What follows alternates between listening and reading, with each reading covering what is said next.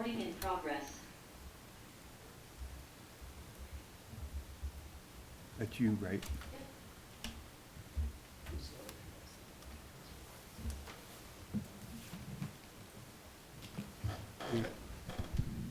The time now is 7:41 and the executive session has been concluded. The participants in the executive session were Trustee Nyberg, Trustee Cesaro, Trustee Harts, Mayor All, Trustee Mayans, Trustee Moreland, Trustee McLaurin, John Waters, the town manager, Marie Kem, the human resource director, and Josh Mack, the town attorney. What's the correct word? The prospective candidate bowed out and didn't want to interview.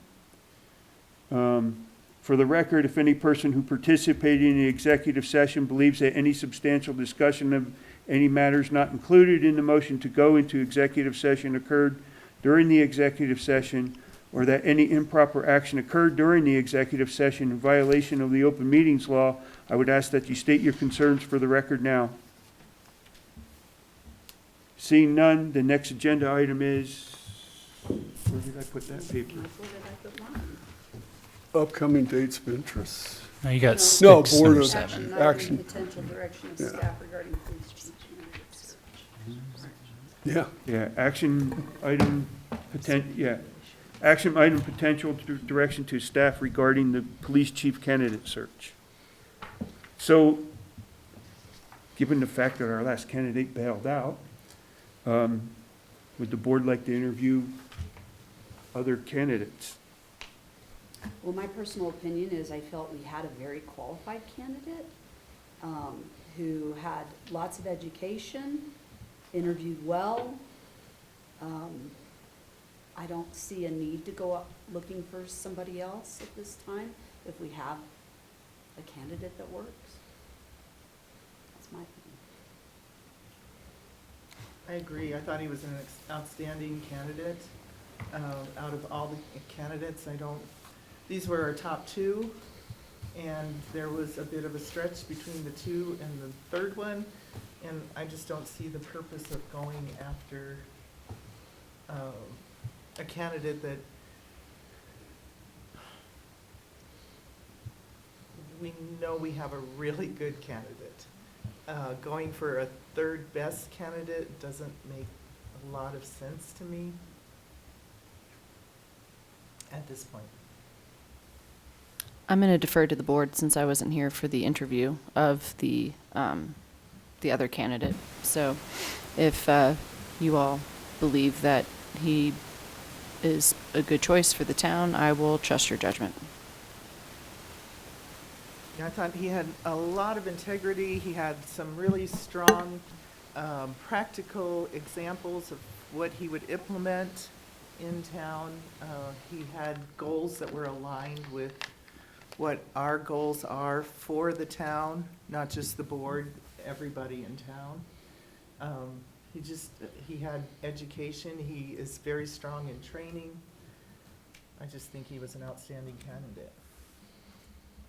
I just want to say for the record that it is unfortunate because we did have other candidates that we had intended to interview, and this one for tonight has pulled out, but there was always the intent to interview multiple candidates, and a decision had not been made, to my knowledge, in the previous executive session, nor had been made by anyone on the town board or by town staff to only have one candidate. So I want to concur just with, want to put the kibosh on that. I want to concur with what Trustee Cesaro had to say, and I was actually really looking forward to interviewing both candidates because it's always good to see different perspectives and different people and how they function.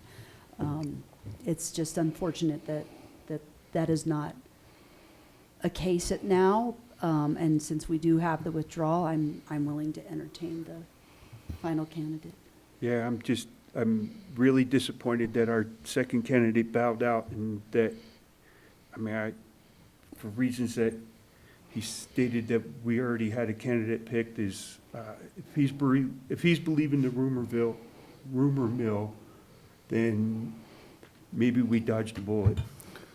Yeah, I second. I'm very disappointed that we didn't get to interview a candidate tonight because we had two very fine candidates it looked like, and I wanted to make a decision between the two, but I guess now we have one very fine candidate, so I think we move forward with what we have before we lose our very fine candidate. Any other comment? Yeah, I generally agree. I really, from reading his material, I really wanted to interview him too, but I also agree with what the mayor said about, you know, if you're gonna believe the rumor mill before we even interview you, not a good sign. So I approve of the first guy. I thought he was good. So, Nyberg hasn't said anything yet. Yeah, I'm trying to figure out how to express my disgust. Yeah. I was really looking forward to, you know, hearing what he said. He had all kinds of materials laid out. I had some good questions lined up. And unfortunately, due to bad information that he received, he prematurely pulled out when there was no decision that had been made. So I guess that's my disgust right there, is just the rumor mill and how it affects. And it's not always the 7 people up here that they say it blows it up. It's done elsewhere. So on that, I'm done. So with that, the board, how would you like to proceed? I would like us to go into negotiation with the final candidate. Mr., do we need to make a motion? Do you make a motion Mr. now? Mayor, I'd like, Isn't it direction, not a motion? Wait for the email. It's an action item. Is I it an think you can action make a item? Okay, motion. so, my apologies. Say it again. What were you gonna do? Motion? Yeah, I'd like to make a motion for us to give direction for Mr. Waters to go into negotiations with Mr., is it Duggan or Dugan? Call him Dugan, and he Dugan. didn't say otherwise. so Okay. I wasn't sure. And I will was make sure I loud. get that correction if I'm Yes, saying it please wrong. do. To enter into negotiations with him for the chief of police position. I second that. And I guess, does the board want to give Mr. Waters maybe a little more Oh, direction on what the terms of the agreement would look like? I mean, obviously, he can sort of use the previous police chief's contract as a starting point. I don't know what you're thinking as far as what you want Mr. Waters to offer him. one thing, so we've always done that part where we talk negotiations of dollar amounts and that sort of thing in executive session. That's why I was a little surprised we kind of cut that conversation short, because we don't talk about how we're going to negotiate with somebody that way. However, I mean, you know, we have a range that was already predetermined, and I would say, you know, maybe just to adjust my request for a motion to approve it, to state that we stay within that guidelines, to also stay within the guidelines of the previous offer that we had done as far as the contract goes. And also, due to the fact they are local, there would obviously be no offer for any kind of housing or movement or anything along those lines. he's not, He's not that he's not local. local. He has a property. He lives So, Mr. Mayor, Trustee Moreland, he is from Colorado. He does have of course, as he pointed out, his kids are going to school here locally. He does have Condo and a condo that his kids are in. I'm not sure he's ready to kick them out, but, I got it. you know, but definitely I understand staying within the range of the existing contract. That's, Right, and in that case, I'll adjust it to take that part out, because I thought he already lived here.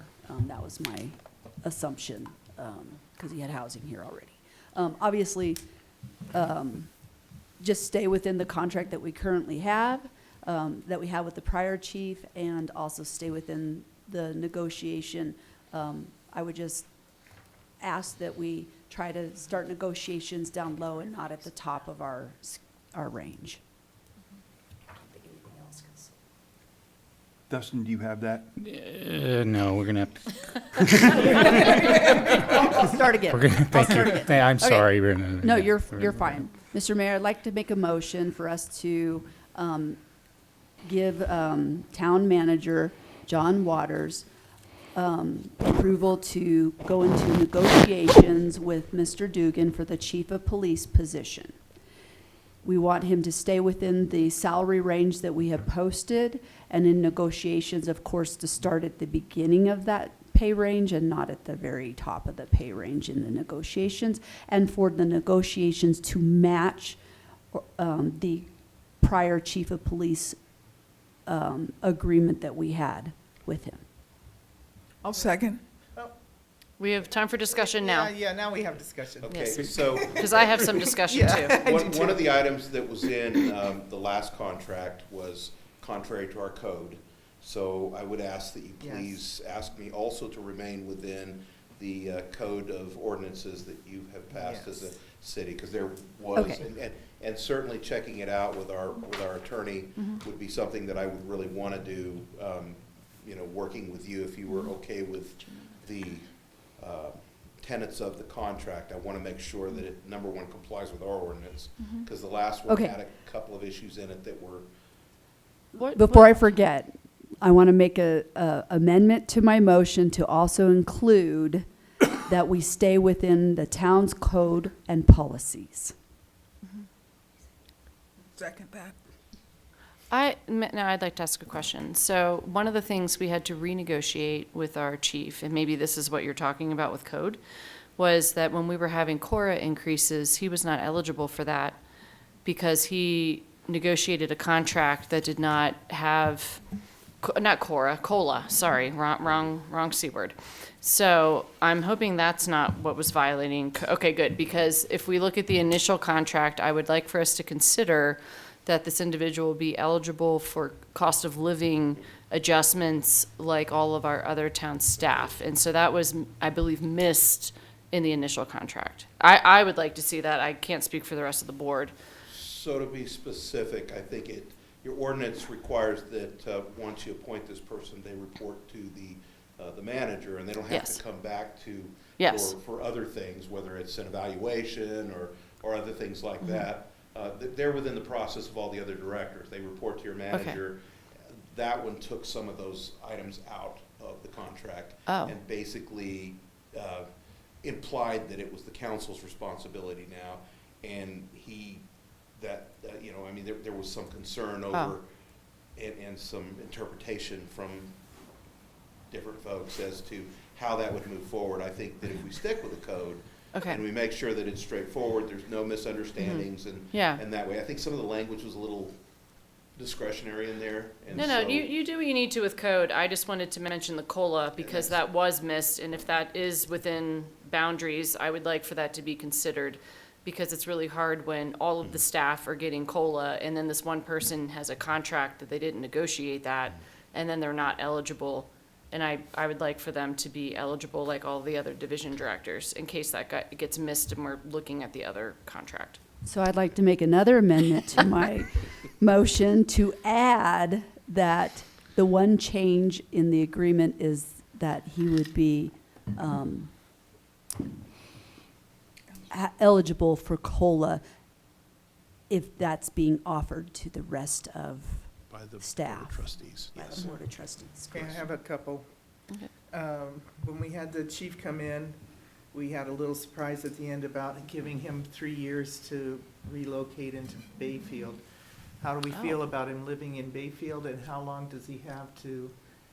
I really don't think Fine. there's much difference in the housing problems that we have now versus when the last chief of police was here. Right. It's still hard to find housing, and he has a place that's not in Bayfield. Is it in La Plata County? He has a place for his children in Durango. Does it- I'm just it's not- asking for, Yeah. we started out with giving him, I think, a year, maybe a little longer than a year, and then it jumped to 3 years. Oh, but then he I lived think in 3 years Bayfield. is.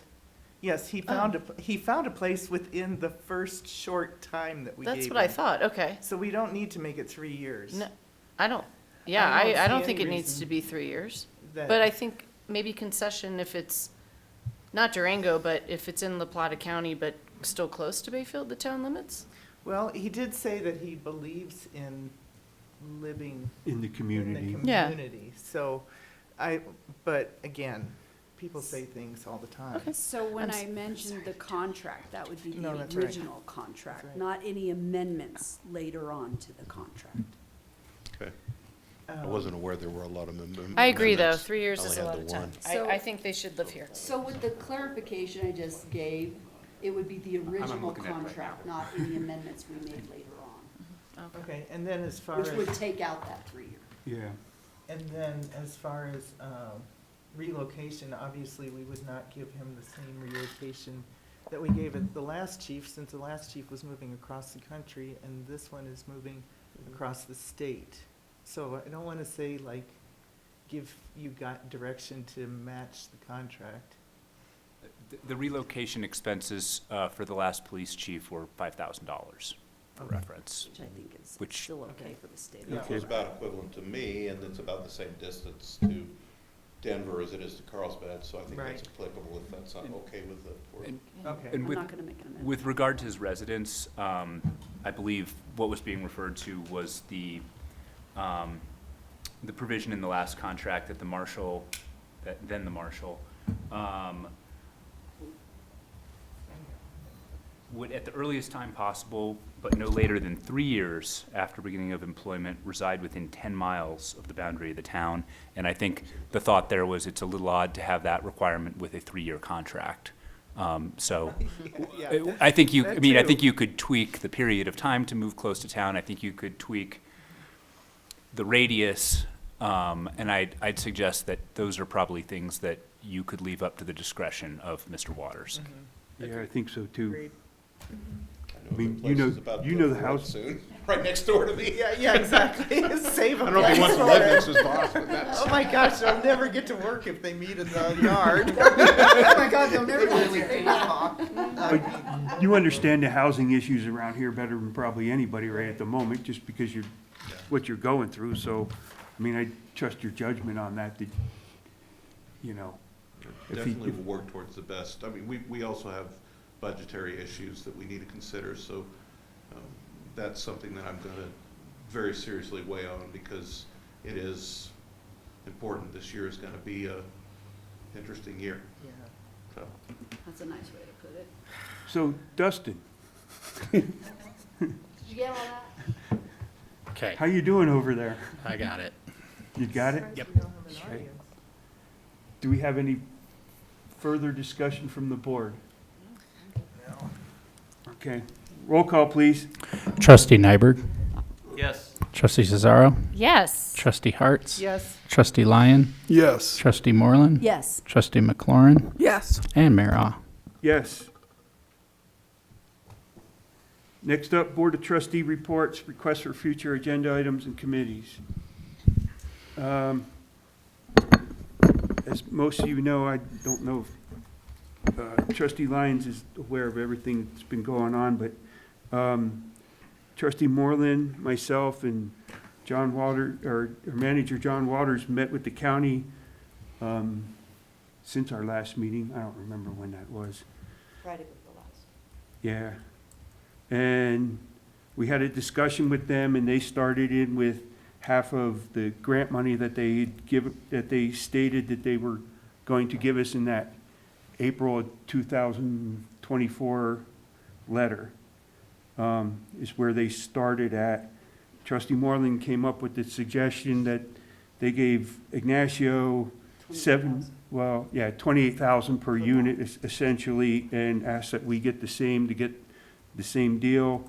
And we spoke only with Commissioner Salka, And lawyer, and, their lawyers. what's that? And their lawyer. Well, and their lawyer, yeah, and their manager. And we left there with that, and that's about where it was put. And Matt was gonna go back and go talk to his attorney and the other county commissioners in executive session, is what he told us, to have that discussion on how they were going to proceed. John, I don't know if you have any updates on that yet. It's been a week and a half or so. Yes, Mr. Mayor, members of the Board of Trustees, I appreciate you taking the time to go over there. I thought we had at least a good compromise worked out. It would have worked to about $420,000 if we had been paid back per unit. Unfortunately, of course, we instructed our attorneys to work together with Ms. Rogers and her folks. Lindsay is the attorney that's representing us, Lindsay Nicholson.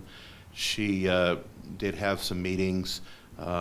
They went back and forth, and unfortunately, I can tell you right now that we're probably at an impasse. Without going into anything further, number one, I would recommend that we probably schedule at the soonest opportunity an executive session to discuss legal options at this point.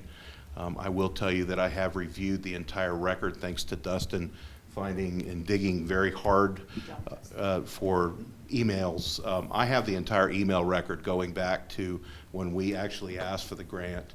And I've put together a timeline that I'm happy to go over. I want the attorney to obviously review it, but to be honest with you, I tried to have a critical eye looking at where we might have dropped the ball along the way, because we did have some transition, and it was being placed in our lap that it was firmly our dropping the ball. The first meeting we had, which was the 19th of August in the morning with the then interim manager and the then chairman of the commission, they basically laid that in our lap, and then the manager was not interested in giving me a lot of background on it. We were kind of left to go search it, but fortunately we did search it, and we found a very complete record. And your town didn't drop the ball on it. I'll even go as far as saying, in following what Nicole was doing back in 2024, we were ready for an agreement back then. And yes, Nicole asked for an agreement starting in March of 24. We asked for agreements. So, and Nicole asked for it. Katie asked for it before she left here in December. That was her last thing that she asked Kevin Hall about. The first thing that it looks like Scott Hahn asked was about the money, and he had several submissions in addition to what Nicole provided, which was a lot of information. We probably provided 7 updates in total on how the project was moving through. And so we did a lot of work. The staff did a good job. I looked at what they sent over. They were responsive to the questions that we were getting. The last questions that we had a large amount of answers to, Scott submitted in mid-July as a second follow-up to Kevin's, well, we're not getting enough information, we need to know more about this. So Scott submitted a lot more information, had Catherine, our engineer, put some stuff together. Andrew and Ian at that time put some things together. We even invited one of the commissioners, Commissioner Salka, came down with Mr. Hall. We gave him a tour of the facility. We were kind of guaranteed at that point that, hey, this looks really good. We're glad you're on target. I've got emails from them saying that it looks like everything is on target and everything's great. We were told by the commissioner that if the election passed, that it was a, quote, slam dunk. I mean, that's a quote.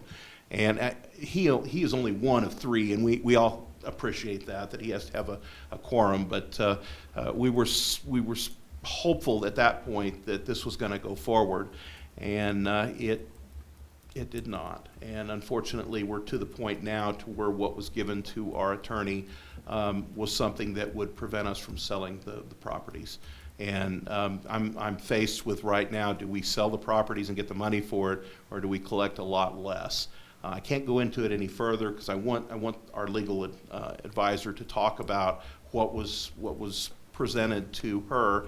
But when somebody gives you a poison pill at this stage of the game, to where we're supposed to be at the end of negotiations, and it's an obvious poison pill, you can't do much with it other than just say, we tried, and we did try. And I don't like the fact that we're having to look at the possibility of not getting something done. But a couple of lessons learned. As I've told you from day one, I will not pull the trigger on any construction contract unless I have a signed, executed agreement from every entity that's contributing to it. That was probably a misstep on our part, and it was probably done in full feeling that I There can't say was I've ever seen a county never- pull out. There was so. never any indication that they were not going to follow through with what they said, ever. And I went to every RHA meeting, Regional Housing Alliance meeting, and we discussed, every time I was there, each person from the municipality would discuss whether or not, where they were at in their projects.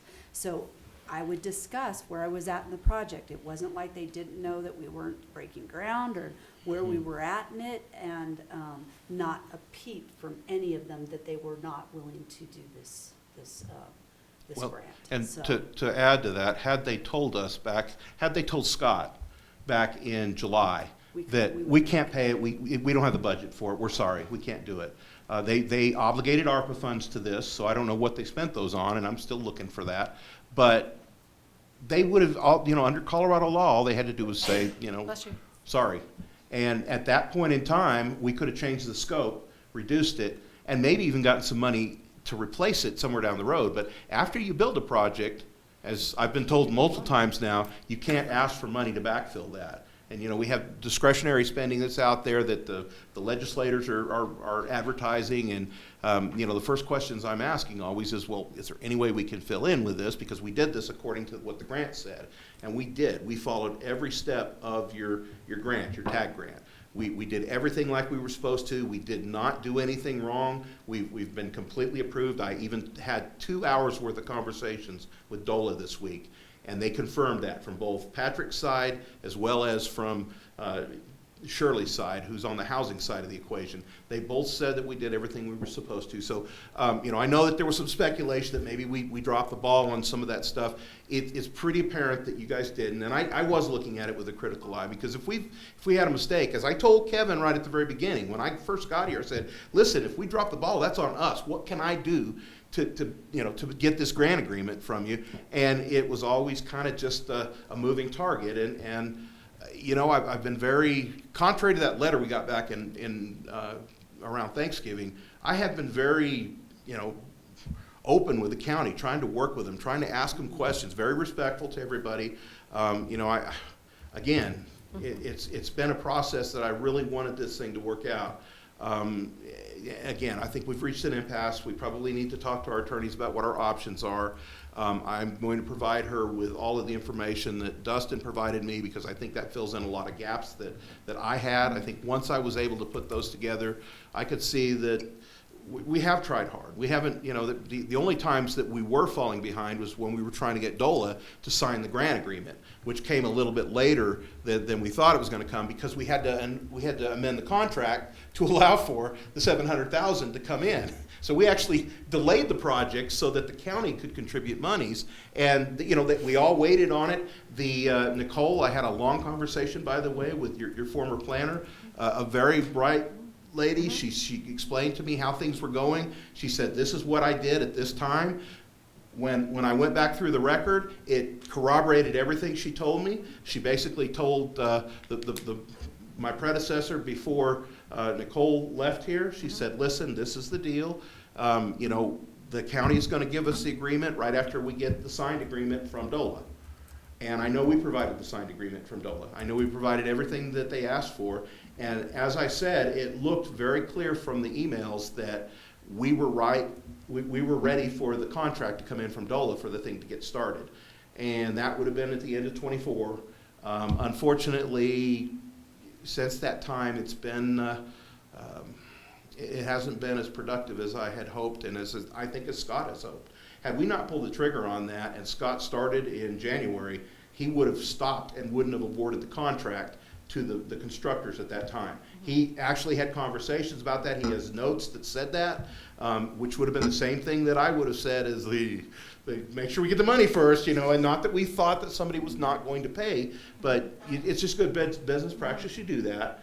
And so that didn't happen. That's a learning experience. We'll move on. But that also doesn't mean that, there's not some things that we probably need to talk to our attorney about and understand them thoroughly before we make any other decisions. I would say there's a couple things I'm interested in. Selling the property, that's something I think we always intended. We were going to use that money, I believe, on another project. That's right now I'm going to tell you that I would request that, or recommend that we use that money to backfill the hole that was created by this project here. And I'm continuing to find monies for that other project, and I'm gonna continue to do that.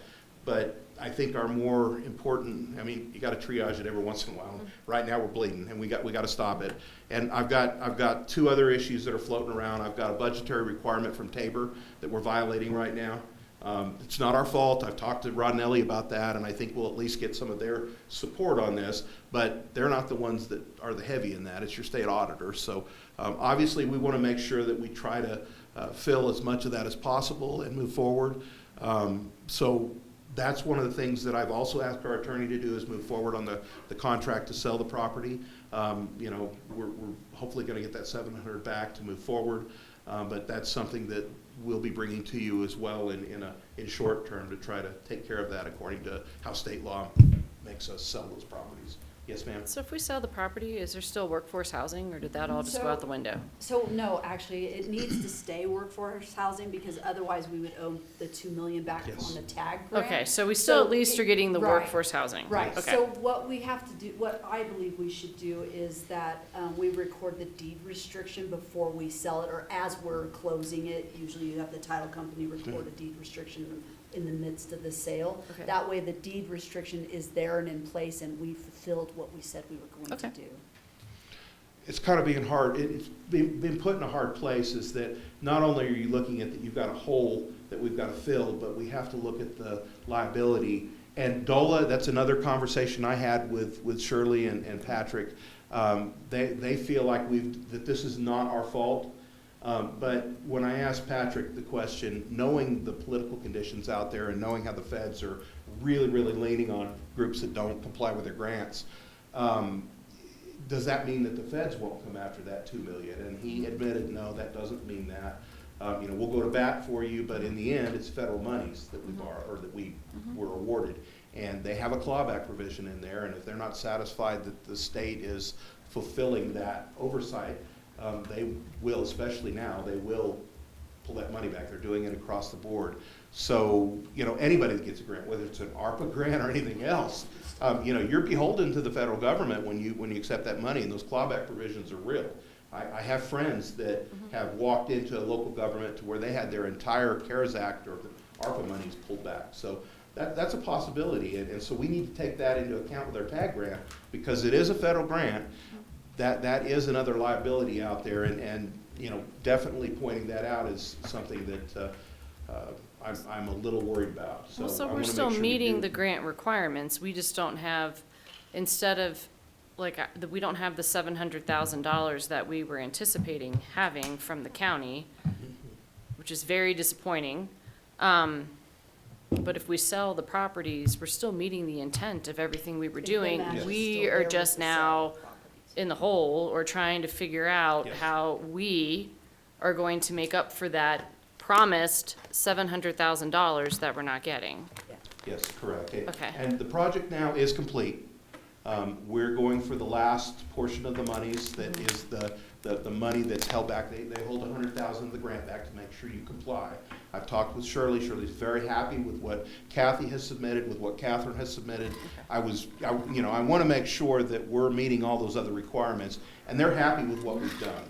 And so I don't believe that, we're going to have any problem. That our problem now is budgetary, because we're looking at the Tabor rules, and the Tabor rules say you got to have X amount of reserve over your expenditures, and that's going to be a challenge without that money. So, yeah. but we're trying to work through it. It's not a problem we can't solve Okay. as a town, and it's going to be a 1-year hickey, is what I keep telling everybody. We're going to have that for 1 year, but it's not one of those recurring things. It's not like we lost an industry out of town or something like that. So it's not something we can't recover from.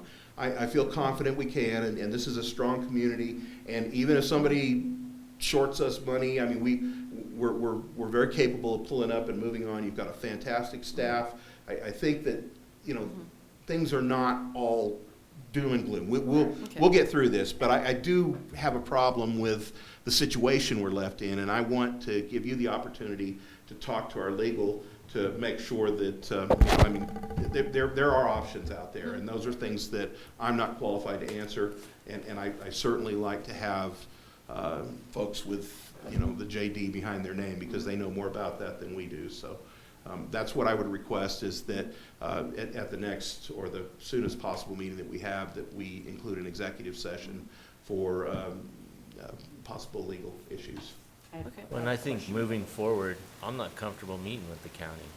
Like right now, I know they wanted to meet and do Zoom meetings, but I'm like, I think they blew that out of the water. I think they need to repair the relationship. Yes, definitely. And I will say it's kind of interesting that this coincides with the cancellation of those meetings. Yeah. Yep. But do they still meet with Durango and Yes, they have. Ignacio? Okay, so they just have not been meeting with They us. weren't meeting with Durango, But they. because well, Matt they- admitted that to us. Right, but they. So there's but a he- problem there, too. They did have one meeting with them, and then, but they were meeting with Ignacio on a regular basis. Yeah. And that's another thing that I discovered, by the way, in your emails, is that we requested over and over and Yes, to over meet with again. them. And it wasn't just, it happened during I think- Katie's term, and then it moved on from there. So this is not something that your staff has dropped the ball on either. We've requested those meetings. The first thing that you said in the first meeting I was here is you wanted to get them started again, Trustee Cesaro. Yeah. And so I did have that request in. I know that Scott put that request in as well. It just hasn't worked out for them. They've been kind of, now, I don't know. Matt, I don't know the to Matt's reason credit, why. he Things did, haven't he worked did out for bring them. that up last time. So I think we're will going, say to Matt's I think we're credit, going a he little actually did far ask afield for that. from anything that's on the agenda. I think we're Yes. letting the conversation wander as it sometimes does. Well, and- we're discussing if we need to put future items on the agenda. So yes, I think we've stretched, but now we know that we need to have an executive session on the next agenda to discuss this issue. Absolutely. So- And sorry, that's I'm tying totally us fair back. game. That's totally fair game. I just Okay. saw it going further. I'm with you. I'm further. ready to go home. It's St. Patrick's Day. There's a Guinness with my name on it that's been waiting all day for this meeting to end. So- Guinness, I'm going to your house. Next up, Right? I don't have anything else. Trustee Harts, Nothing for me. Trustee Lyon, Nothing. Trustee McLaurin, No, Trustee Moreland. There was a Regional Housing Alliance meeting. I did miss it. I had strep throat, so I wasn't there. It was done here in Bayfield, so I thought that was kind of nice that they came through to us and did it. But they have gone to quarterly meetings, so I won't be attending any others in the time frame that I've left on the board. So they'll have to get a new person from the new board members that come on board for that and for the Alliance. And we haven't met on the Alliance. That one is, was already, I reported that last meeting, so. that's all I Trustee had. sorry. I said that's all I had. Trustee Nyberg, Just my disgust, but I'll get over it. Trustee Cesaro. I don't know how the next board meeting goes, if that's the transition and the four of us who are done take off. So if I don't have the opportunity at the end of that meeting, I would like to recommend that we continue having someone attend the Upper Pine board meetings and have a liaison. I think that's been really positive. When I have been available to attend their meetings, they do have questions sometimes for the town, and that I'm usually able to answer, and I like to bring information back to the board based on that relationship. So I would like for that to continue. The chamber, they're already done. However, I will do whatever I can to support block parties because I know we're in dire straits, but if the chamber's leftover money can help support having the block party, I will definitely still liaise to make that happen because I think those are really important, and if all of a sudden they go away, I don't think it's gonna reflect very strongly on the town because people really enjoy going to block parties. I know it's not my turn, but please see let's have the Rotary Club also talk, because we are talking about helping to make it happen. Yeah. So, if we need to continue those conversations, even though there is no chamber and I've been the liaison, you're not gonna have someone new come on and liaise with a group that's not there anymore. So I'm happy to continue to be a resource to the town, to do whatever we can with those chamber funds, because I was actually on the chamber board at one point, just to help make sure all of that Brenna was too, so you can tag her too. My Yeah. board members, I was the Yeah, president. but yeah, so I just want to make sure that those two items are still things that we're considering, and I believe that, I mean, the town really enjoys them, so if there's a way we can make them happen. But I'm willing to help, but I don't think I'll have that opportunity at the next meeting to chat about it, so.